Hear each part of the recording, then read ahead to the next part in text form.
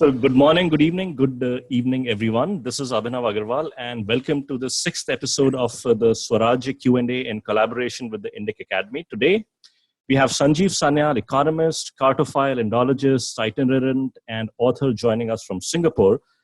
Sanjeev's fourth book came out recently, The Ocean of Churn, How the Indian Ocean Shaped Human History.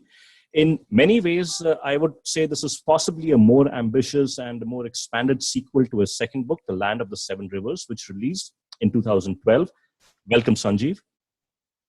In The Land of the Seven Rivers, you attempted to bring out the connection between India's geography and its history, and in my opinion, succeeded quite brilliantly. In The Ocean of Churn, you expanded horizons, pun completely unintended. Even when looking at the expanse of geography spanning thousands of miles, the fulcrum of human history in this region still seems to center around India, and in ways the reader, and at least I certainly had not quite known completely or imagined. And there are several other strands that I want to touch upon, so let's get started. The first question is continental versus coastal. You write about it, you mentioned this theme itself, and you touch upon it in your introduction itself, and then you keep coming back to it again and again in your book.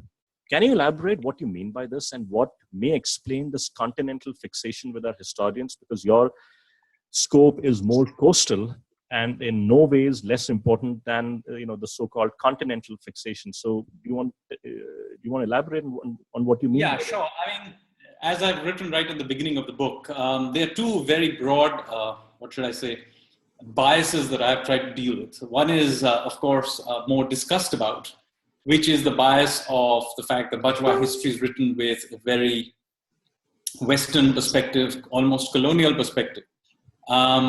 This, of course, I've tried to undo partly by writing the story deliberately from the perspective of people in the Indian Ocean region, particularly an Indian perspective. But there is a bias even in those Indians who write about India. So it's not like just because we are writing our history, we don't have our own biases. There's, of course, the Nehruvian bias. There is the well-known Marxist biases that have accumulated over time. But there is also a peculiar bias, which nobody talks about, which is a very continental inland bias, which oddly enough is a bias that has crept into our history writing after independence. If you read pre-independence histories, they actually have much more coastal stuff in them, possibly because the British themselves were maritime.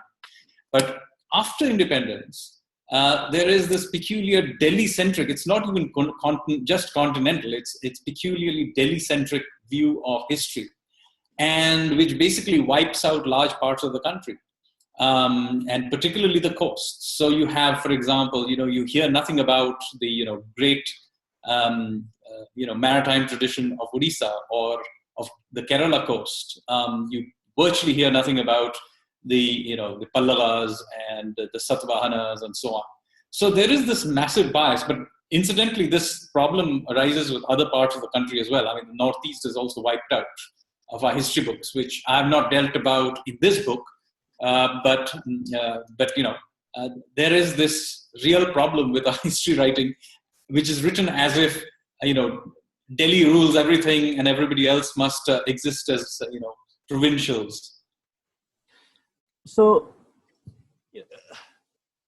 related to that, in throughout your book, while you do cover geographical, and historical events, the one strand that ties almost all of those events seems to be commerce. And I may well be putting words in your mouth, but was it a deliberate choice, or is it just the way that the history flowed when you did your research? And how useful was it wearing your economist's hat when researching and writing this book? Commerce is very important. And unfortunately, again, another bias of our history is we write all our history as if all history is political. There are other ways of thinking of history. You can think of history in terms of rise and fall of cities, which is something I deal with in Land of Seven Rivers, or you can talk in terms of commercial links. And yes, of course, my work and training as an economist is very useful. There are many linkages I bring out in my books, which perhaps historians would not find interesting, but as an economist, I find very interesting.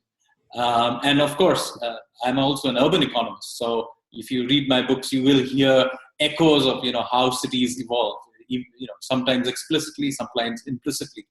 So yes, it's certainly an important part of what I write about.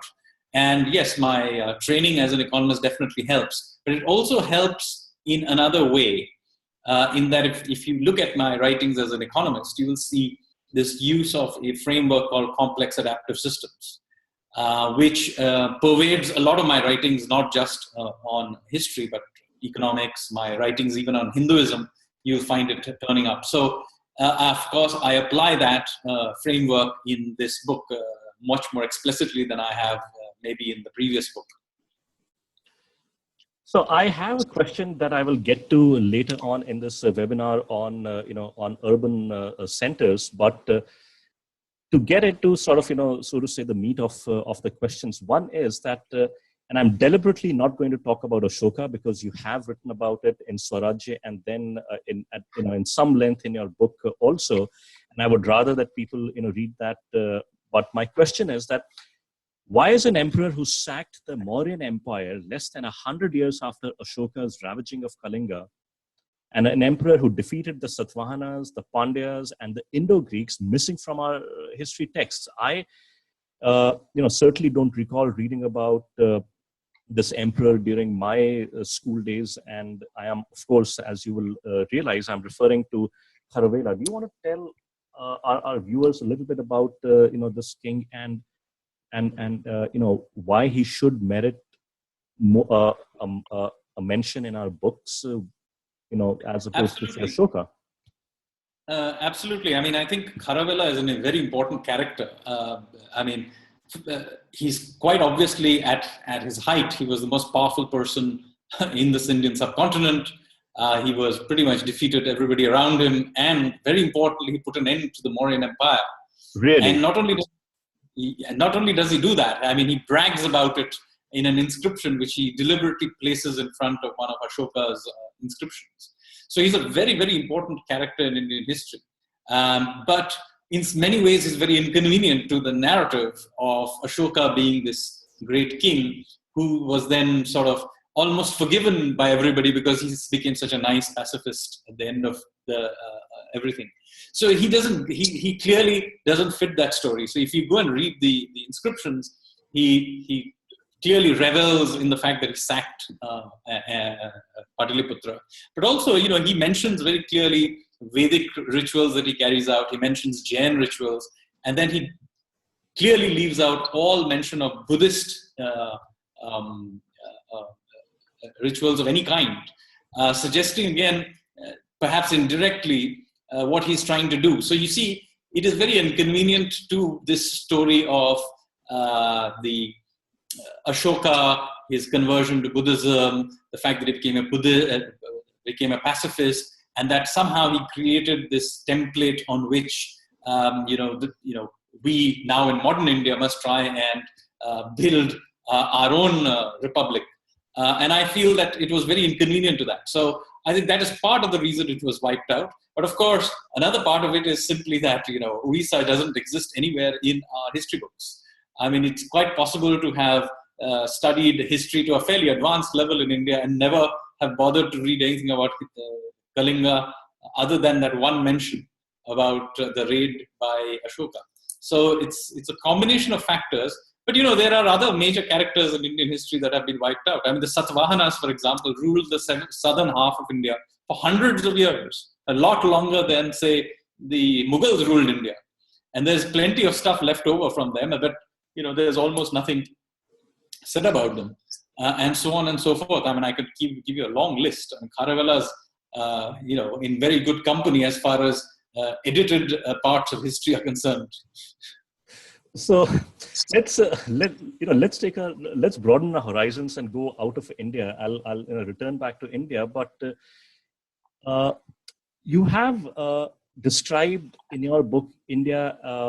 India is often described as a patriarchal society, but in your book you write that matrilineal genealogies played an important role, whether it was the Nayars in Kerala or the Bant of Karnataka, or whether the founding of the Funan kingdom in the Mekong Delta.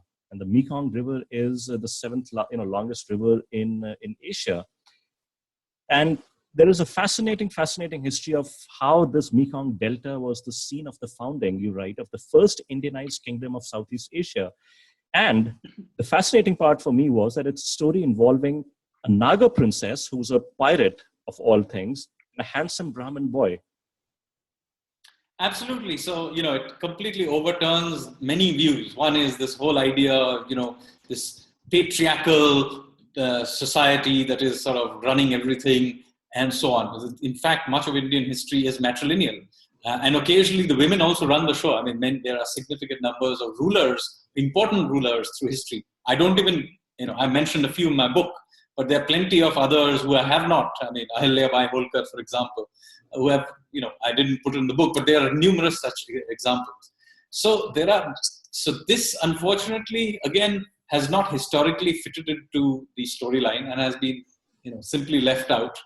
And I sort of thought it gave a much richer feel of what was really going on in the ancient and medieval world to bring this back together.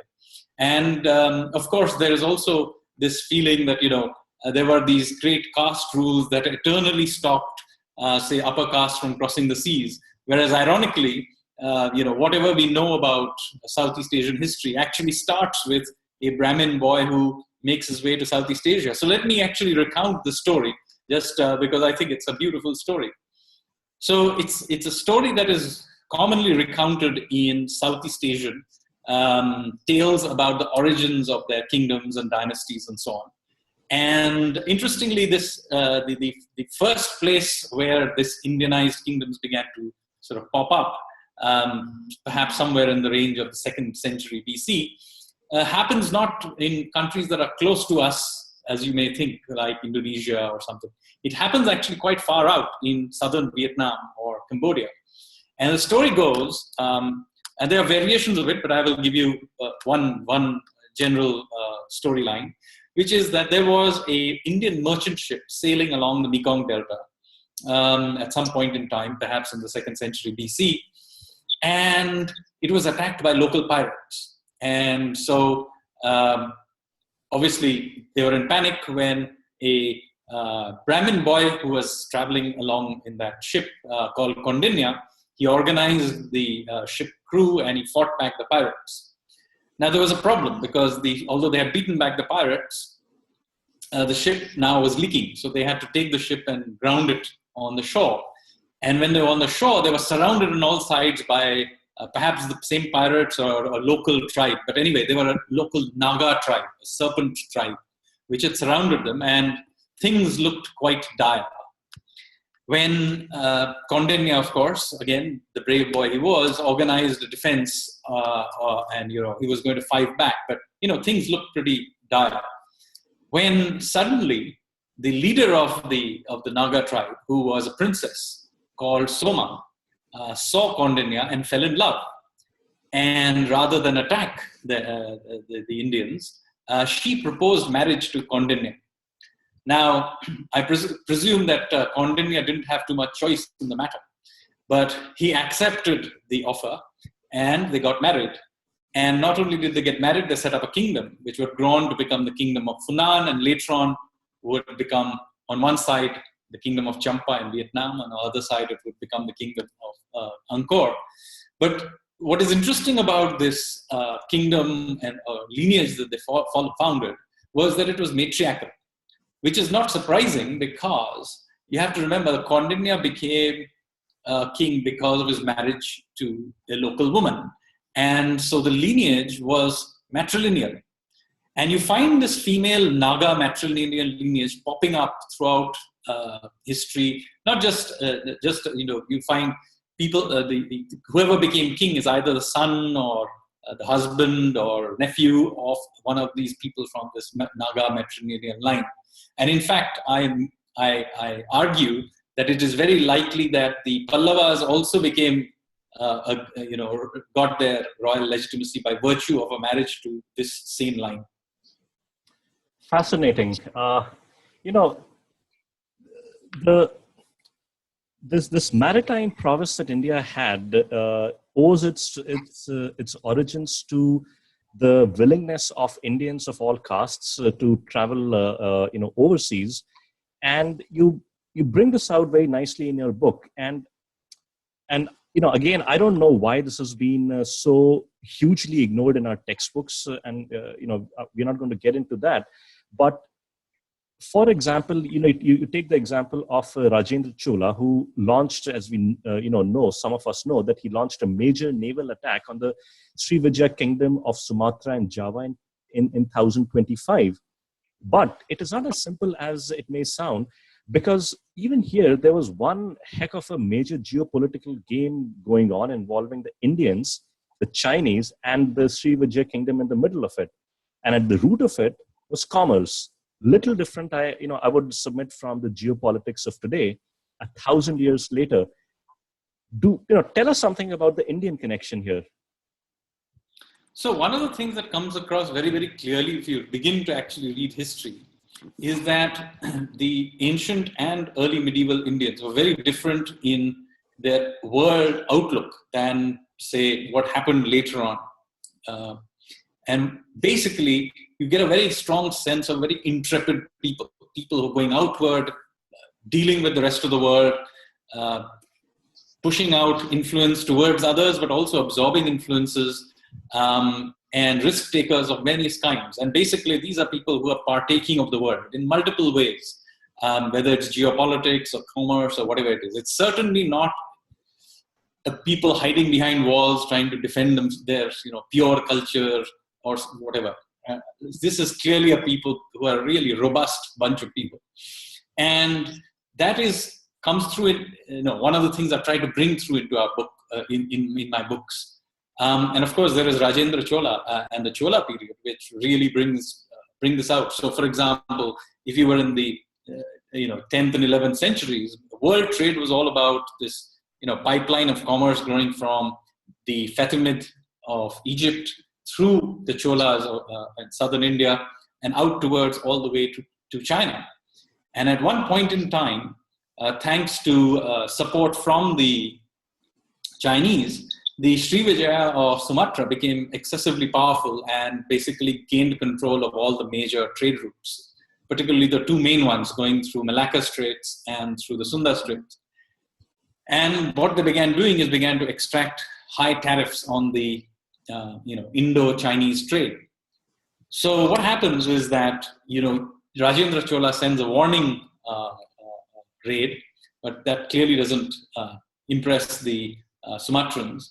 So he sends a much larger raid in about 1025, which basically makes its way from Nagapattinam across the sea and then makes its way through the Malacca Straits, essentially sacking all the Srivijaya ports, and then finally defeats the main army in Kadaram in northern Malaysia, and then comes back.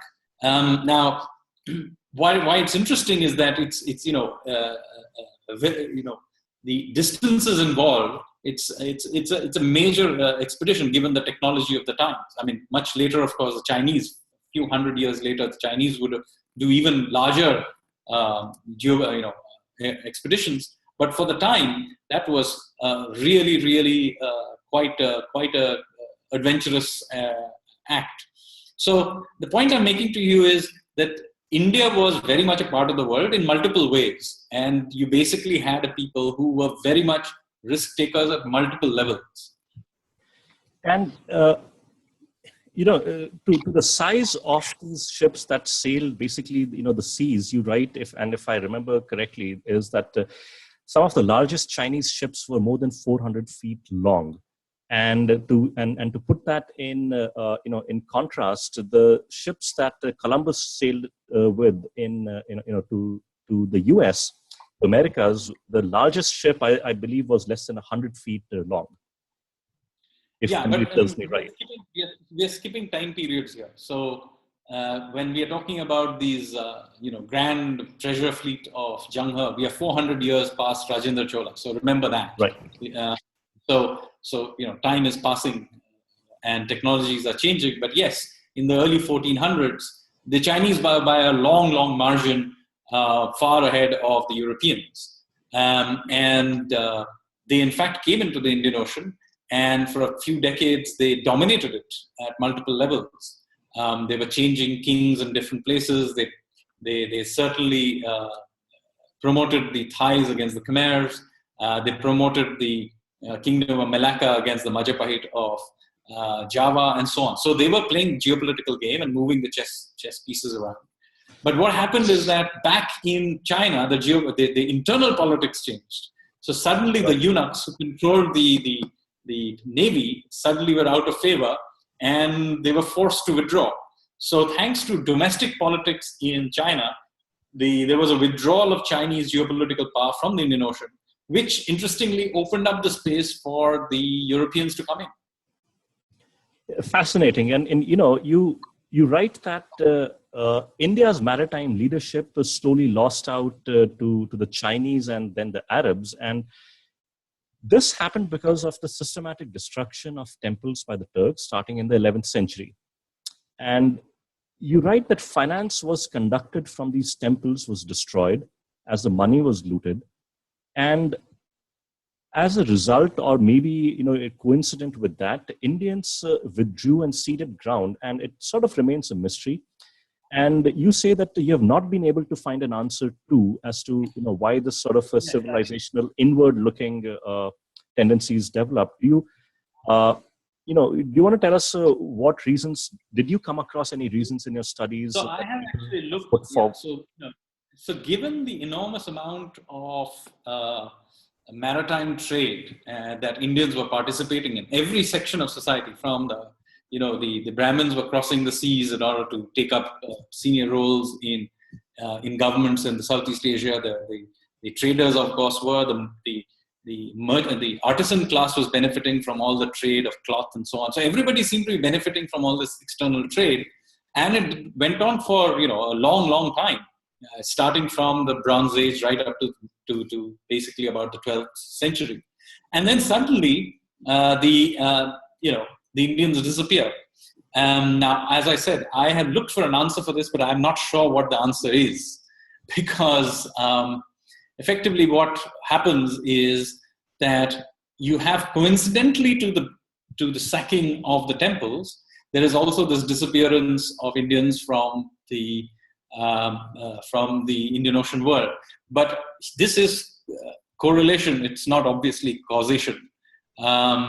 Even if, let's say, the sacking of the temples messed up the financing system, it still doesn't explain why it continued to be the case, say, when the Vijayanagar Empire rose. So I think there was a genuine change in civilizational attitude, cultural attitude towards risk-taking.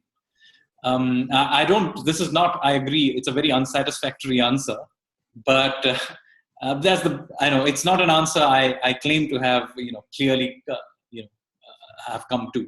But it is true that suddenly after the 12th century, somewhere in the 13th century, we simply see Indians, let me qualify, Hindu Indians withdraw from the, partaking of maritime activities. Some people do continue, by the way. It's not completely zero. I mean, the Kachis, for example, continue to, sail. But yeah, you see a much bigger decline. But you do see Muslim Indians continue to participate a lot more than the Hindus. So there is some continuation of that. Part of it, of course, is that they had their earlier links through with the Arabs, and so that continued. Okay, that forms a very nice segue to my next question, which is that for several centuries, right, that the Arabs were very successful in managing to conceal from the Europeans, the secrets of their trade with India. So they had established themselves in the intermediaries, and they were very successful, and both in the trade as well as protecting the trade secrets, so to say. So when Vasco da Gama finally managed to find his way to India, he landed at Calicut, right? And what was stunning was that the brutality and sadism of the Portuguese seems, it's unnerving. And you write how the Portuguese captured 10 ships in Calicut and burnt their crew in full view of the people ashore. And how on his second voyage to Calicut, Vasco da Gama captured 800 soldiers and had them killed by hacking off their arms, noses, and ears. What explains the savagery? Because at least reading from your book, commerce on the eastern shores of the Indian Ocean, or if you go to the east of India, it seems to have been largely devoid of such such savage levels of violence. Why did what are your thoughts on that, Sanjeev? So I mean, it's not like the Indian Ocean world wasn't was devoid of savagery. I mean, we discussed Ashoka in the beginning. So there was periods of violence, and the Indian Ocean world, at least the inland parts of it, had experienced the Turkic and Mongol invasions, which had been pretty savage as well. But yes, the maritime world had been relatively more peaceful, and that changed with the Portuguese. And the Portuguese are basically, if you think, Chengiz Khan or Temur Lung, Vasco da Gama is in the same league, and they basically carry out random massacres, and their preferred tool of imposing their will is terror. And they systematically do it. It's partly driven by religious fervor of that time, driven by the Spanish Inquisition and so on. But it's also partly, a tool of politics, in the sense that there were very few ships dealing with a very large area. And so basically, I think what they were trying to do was make sure their savagery counted. And it's not very different, by the way, what the Mongols were doing. I mean, Mongols were a very small number of people in the territories they had conquered. So terror was very much a very important part of how they maintained their dominance. But yes, I mean, the Portuguese period, very often we now, thanks to the British period that happened afterwards, we have forgotten in many ways the Portuguese period. But the Portuguese period was absolutely incredible, the amount of violence they wrought on everybody. So on the same lines, we talk about the Portuguese, but our history books have almost next to nothing to talk about the Maratha naval admiral Kanoji Angre, who inflicted basically one humiliating naval defeat after another on the English. And for our viewers, for more than 50 years, till the middle of the 18th century, the English were almost, mute spectators on the western seaboard of India, because the East India Company, you write, assembled a large fleet in 1718 to attack Angre, but they had to call off the raid after just 4 days. It was a total and complete failure. In 1722, just 4 years later, this time you had a combined fleet from the Royal Navy, the East India Company, and the Dutch, I believe, who attacked the Marathas, and they failed yet again. So, if the British historians choose to dismiss or refer to Kanoji Angre as a pirate, it is at least understandable. But what about our eminent historians? This is not 1,000 or 2,000 years back. These are events that are, just 300 years old. What, So why? again, so I would like to qualify here. I mean, Kanoji Angre, did control a stretch of sea, but be clear, it was along the coast. If you went further away from the coast, the English still controlled the seas. So his naval power was much more coastal.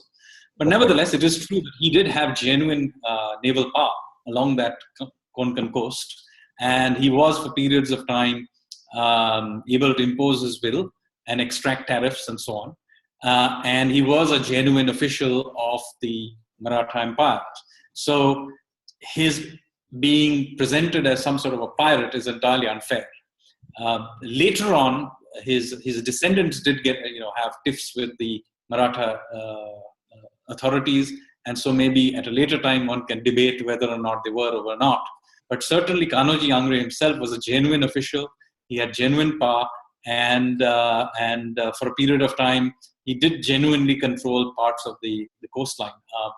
Now, why they have not been brought up more in our history books is again a part of the same story. One, an extreme Delhi-centric view of the world, and secondly, a continuation of many colonial era biases that we have continued. I mean, This is hardly the only one. I mean, we continue to have racist theories like the Aryan invasion theory still in our textbooks, and there are many more. I mean, we will still use epithets like saying Chanakya was the Machiavelli of India. I mean, why? So this is a part of the same problem, in that we have continued after independence to basically continue to read our history as if we are not telling our own story. So in fact, if we read the standard history books, you'll see they'll still talk about some Cunningham did this and Cunningham said that. Come on, you can go see the sites yourself today. Why do you need to see what Cunningham thought about 150 years ago? So, yes, I wanted to talk about one thing which slipped my mind.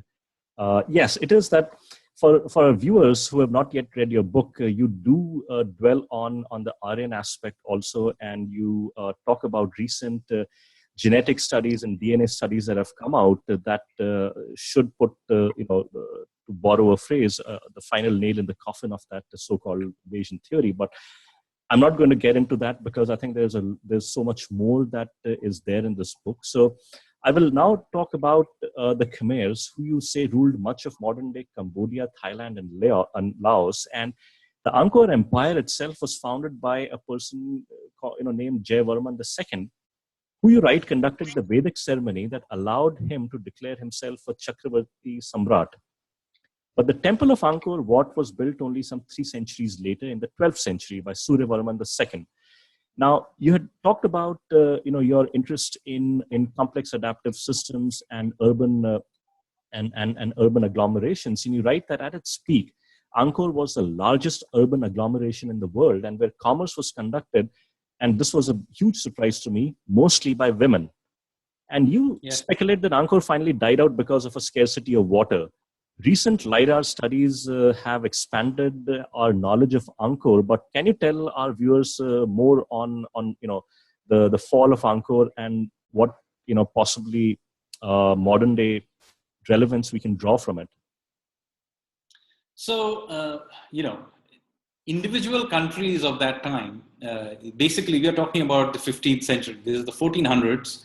And within a few decades, you have clear decline in all the major Hindu-Buddhist kingdoms of that region.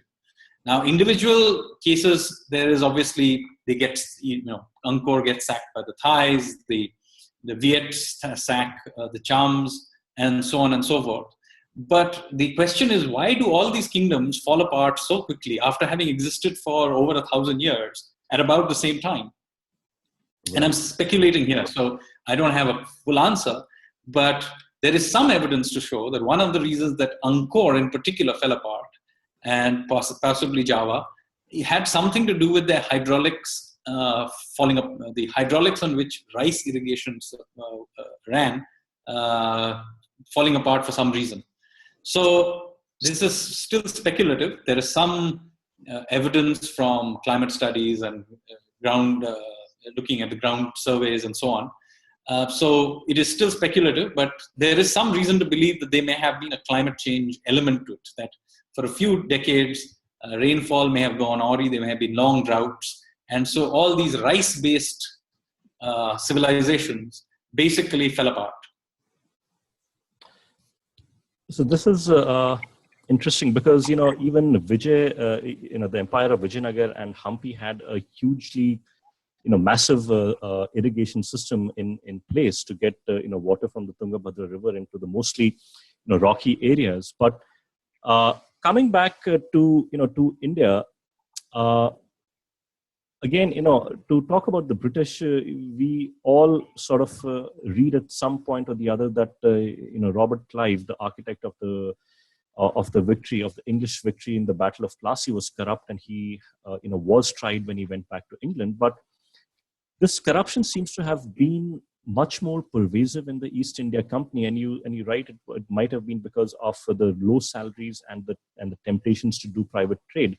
But my question is that in all of this corruption, there is again, I'll use it again so many times, but I think it's still fascinating, that connects U.S. Ivy League university's founding, the East India Company, and the governor of Madras. all together. You know who I'm talking about. Yes, of course. So it's quite interesting. If you read the history of the East India Company, you get a very different impression than the one you would by reading Indian views of the matter. And here, I think it's very instructive to read the Western view of what was going on then, because we tend to have this view that it was a well-oiled machine that was slowly gobbling up India. But in fact, what was going on, it was actually a bunch of really corrupt adventurers who had turned up in Asia, had access to this big machine called the East India Company, but were basically using it for their own benefits. So, of course, many of them do get, including Clive and Warren Hastings, etc., did get, prosecuted for corruption and so on. But of course, there were several others, and it was blatantly done. And you have, for example, Yale, who was the governor of Madras, who accumulated a huge amount of wealth from private trade, but also siphoning off money from the Madras municipal coffers, I presume, and did all kinds of things and basically became very rich, and you had to be ultimately removed.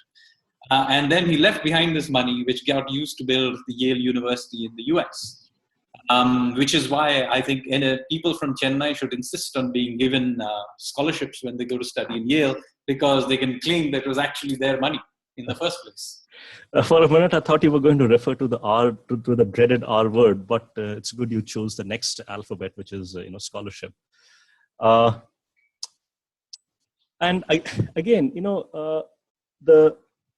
there was a long-standing battle for the control of India between the English and the Portuguese and the French and the Dutch for many years. And we learned that, again, English rule in India was cemented with the 1757 Battle of Plassey, but that is a battle that the English won.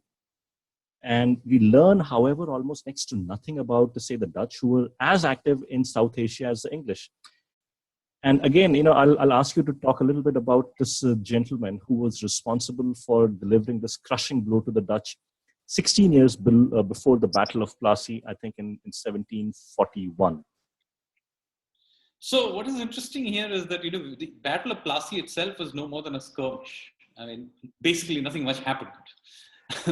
And the reason that the English East India Company suddenly became so powerful after that was because the conditions were already in place for their takeover. And they had already gotten rid of course, they had already managed to weaken the French. But actually, the real guys who were a threat to them had always been the Dutch and not so much the French.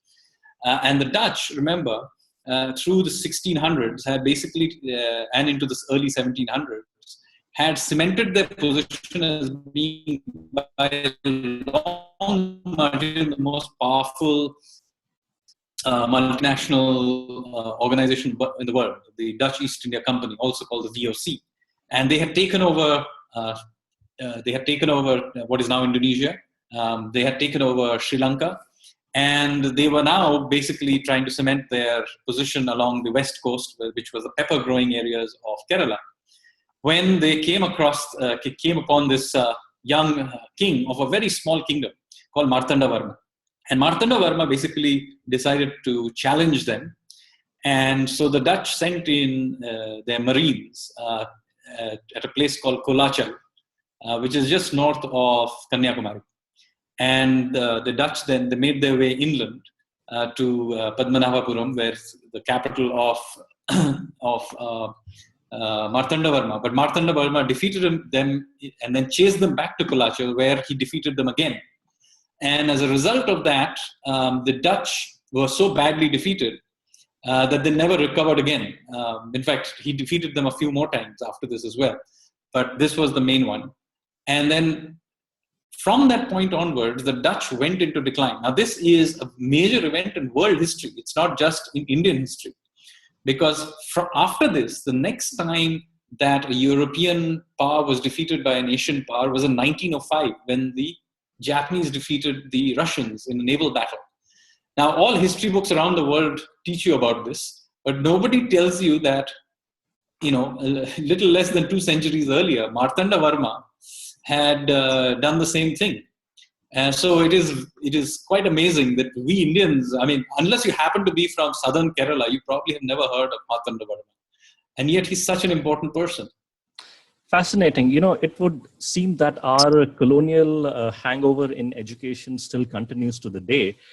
While we are talking about these colonial powers, there is, I'd like you to touch upon one last very engrossing interconnected thread that contains in it the theft of textile technology, evangelism, the English, the Opium Wars, and I think the founding of Singapore. All five events are interconnected, and I had not thought of putting the threads together till I read about that in your book. Yeah, I mean, the European colonial experience, while they tried to put it as a civilizing mission to justify it to themselves and to people back home, basically it was about industrial espionage. It was about corruption. It was about drug running, massacres, and all kinds of things. I mean, it was basically a criminal enterprise being carried out on a gigantic scale, in which, incidentally, people of this part of the world sometimes participated in enthusiastically and benefited from. So it's not like, there were some Indians and there were some Chinese who benefited from it too. But anyway, the net result of this big sort of exercise was that you ended up basically changing the landscape of this part of the world. So, for example, as you mentioned, Singapore, where I am right now, is a result of a British attempt to create a naval base so that the Dutch did not shut off their trade routes to taking opium from India to China. But incidentally, that is also true of Hong Kong, because Hong Kong was also set up as an opium. So basically, they took this opium past Singapore and then took it to Hong Kong, from where they traded it inland. So, Hong Kong and Singapore both are a direct result of drug running. I think we have, we could spend a long time, talking about all of these fascinating episodes in your book. I will leave it to our viewers and readers to read your book. I wanted to ask you, you have evidently traveled to several of the places you write about, right? And so tell us firstly, as someone who visited these places as an author, what was your experience? And secondly, for someone who reads your book and then ends up visiting these places that you write about in your book, what would your suggestion be for those people? How to make the most of those experiences rather than read the plaques there, take some selfies, photographs, and then on to the next tourist spot? Well, I think selfies and photographs are important. Otherwise, if you don't Twitter it, how can you prove you ever went there? But jokes apart, I think it's very important to visit, touch, and feel the places. And you don't necessarily have to go off to some remote place. I mean, I have visited many places along this, and I enjoyed it. Places like Zanzibar. I drove along the coast of Oman. I drove down the Kerala coast and up the Tamil coast. I visited many places along the coast of Odisha and so on, and all over Southeast Asia and so on. And I hope I have given you a flavor of some of these places. So when you read my books, hopefully you will get a flavor of these places. But I think you don't have to go to remote places. I mean, many of the places I mentioned are in large cities, possibly the ones you're sitting in right now. If you happen to be on a coastal city, I mean, there are places in Mumbai that are, linked to this story, which you can see. I talk about David Sassoon's home, which is now a hospital in Bombay. You can go and see it. There are many places in Chennai that I mentioned that you can go and see. So I'm trying to encourage people to engage again with their history. It's not something that just happened. It's part of who we are, and it's important to experience it. You're right. You talk about Kanchipuram.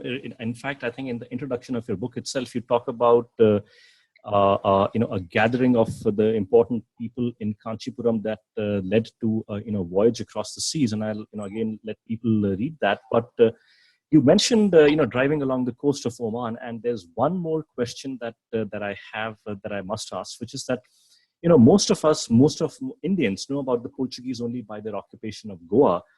There are several other aspects of Portuguese as a colonial power in India, and I particularly like the one that you describe in your book about an Indian trader who was responsible for the eviction of the Portuguese from Oman in the 17th century. It's if had I read it elsewhere, I would have read that as the plot of some very, very over imaginative Bollywood writer. But tell us about that.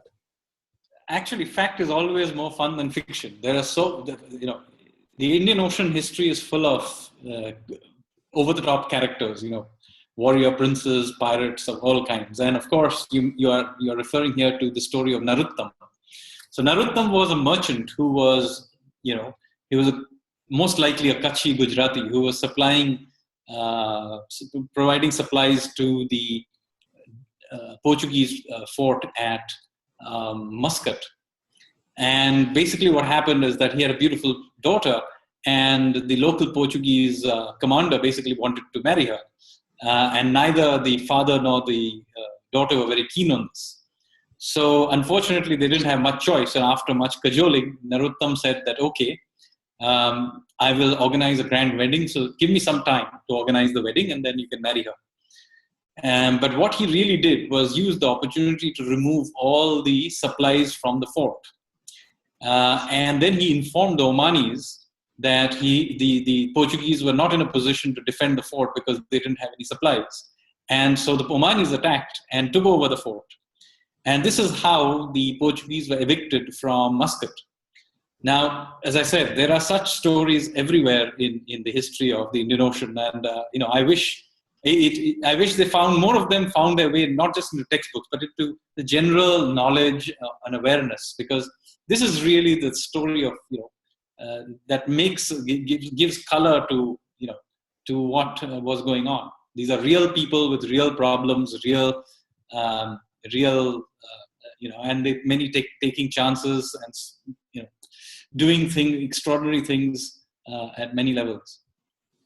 Indeed, in fact, I think, and also I'll say this for the benefit of our viewers, is that having read the book, I would say that it is written in a style that is very conducive for, I think, middle school graders also to read. And there is absolutely nothing in it which is very, written in a very dry and terse academic manner.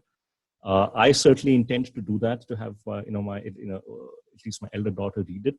I think it will form some sort of a relief from what she's reading in our history books as of now. But so thank you for that, Sanjeev. My last question is, before we open this up for Q&A, is that what next? You are a self-confessed cartophile. Can we expect a more map-themed book on history and geography, or what is it that you're working on next? Difficult question. I'm not thinking of writing immediately. I do have a 50% finished book of short stories, satirical short stories, which I may work on. So that's completely different genre. Or I may work on something on economic theory. I know it sounds boring, but I'll try and make it as interesting as possible. I have somewhat heretical views on economic theory, which I may put down on paper. Okay, in either case, I think we'll look forward to it. Which brings me to the end of my Q&A. I would, if people have any questions on that they want to ask, they can send them over the chat window. You can obviously ask Sanjeev questions via Twitter. He is on Twitter, and I believe your Twitter handle is Sanjeev Sanyal, all one word, right? Yeah. And now, how do I see the questions? Do I click on the? If you click on if you click on the chat, icon at the bottom of your conferencing toolbar, I will go through it and I'll see if there are questions that have come in. You might be faster at looking at. So, okay, I'm going through that. Thanks, Adam. That's a real sign. Okay. Okay, so Ram Rani ji has a question. She says pirates were supported by the British Crown to attack Spanish ships carrying New World gold. these officially supported pirates were the manpower that formed the East India Company. Well, no surprise there, given the Robert Clives and the others. But okay, so the I question, do. yes, Yeah. By the way, my book does talk about Henry Every, yes, who was a privateer, as you described, who was being sent by the British Crown to carry out pirate raids on the Spanish, but decided that it was much more fun to carry out pirate raids in the Arabian Sea. And I do describe that he actually carried out the biggest haste in pirate history when he took over one of Aurangzeb's ships and emptied it out of all the treasure. And then he disappeared. And he inspired, consequently, a generation of pirates, who became such a nuisance that the British themselves had to put them down. Captain Kidd and all those guys, Blackbeard, all of them were inspired by Henry Every. Okay, so I have one question that has come up, which is a very interesting one. It's the question is from Sridhar, and he says that Sanjeev, when you interacted with Tamilians, did they show signs of being aware of the rich history as you described? Since Tamil Nadu is being ruled for the past 50 years by Dravidian parties, I expect at least Tamil Nadu not being Delhi-centric to study their history. Or it says, I expect at least Tamil Nadu not to be Delhi-centric in the study of their history, if I read the question right. Well, I agree that in the region that you go to, there is some awareness of some of the people I talk about. So, if I go and talk about Kharavela in Odisha, they will know about Kharavela, but nobody else will. So same thing is true. Yes, of course, the Tamils are aware of the Cholas and Pallavas. But I think one of the things that came together from hopefully my book, which I got feedback from a lot of people, was suddenly they felt that, these were not isolated characters working, happened to be there. Suddenly you could see that they were part of a network, that they were part of the grander geopolitics or grander action that is happening. So I think the thing that the penny dropped in some ways for many people, that what the wider context was. And, so that I think was something that in many, many cases, not just in Tamil Nadu, that I think people took away from the book. Having said that, I would say that although I've written a lot about the coastal areas, my characterization of these people would not make Dravidian parties or any other kind of cultural purists very happy, because my book is about churn.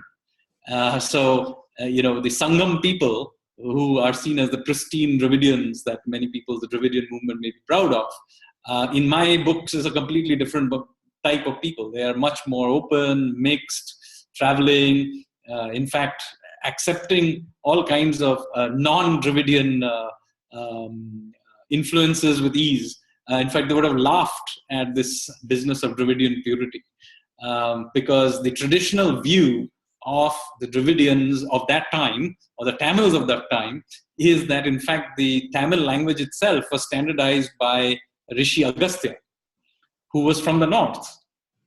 One of their greatest kings, Nandi Varman II, was Cambodian. Yes. So consequently, using my writings to glorify some pristine caste is not going to help you.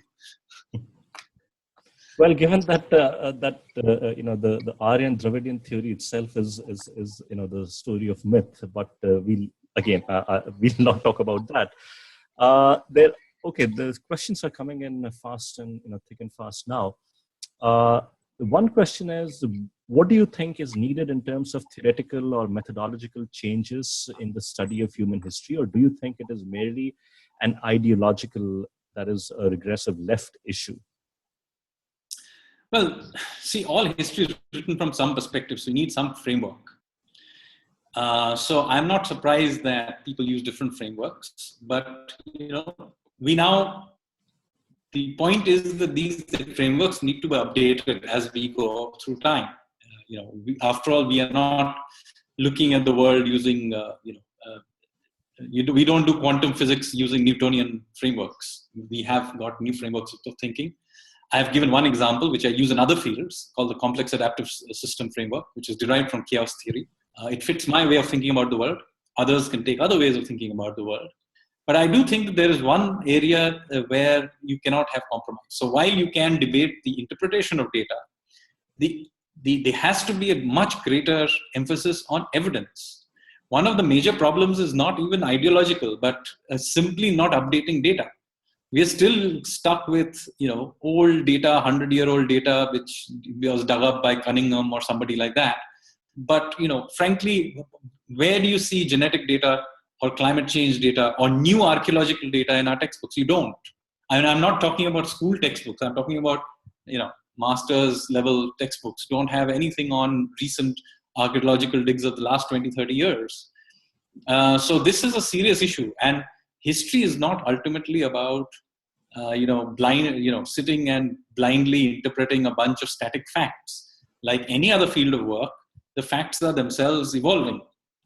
And so we have to keep at least updating the evidence. It's not like just because I have written what is there, it's going to be true. I'm sure there'll be in the future other data that will come up. This has to be constantly, like any other field of study, has to be constantly updated.